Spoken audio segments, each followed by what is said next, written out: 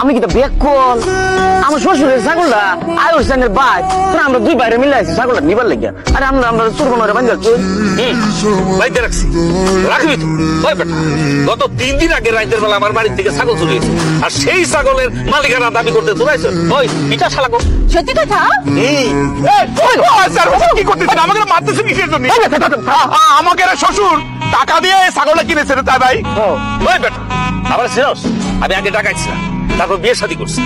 ভালো হয়েছি ভালো না হইলে সমাজে বন্ধু কয় তাই ওই পেশা চাইরা জনগণের সেবাই না আর আবার তোরা আটা জল খাইতে চাস তোর শ্বশুর টাকা দিয়ে কিনলে কার কাছ থেকে কিনছে আমরা এটা কিবা করতাম কার কাছ থেকে কিনছে তো এটা জানি শ্বশুর জিতছে কম টাকা কিনছে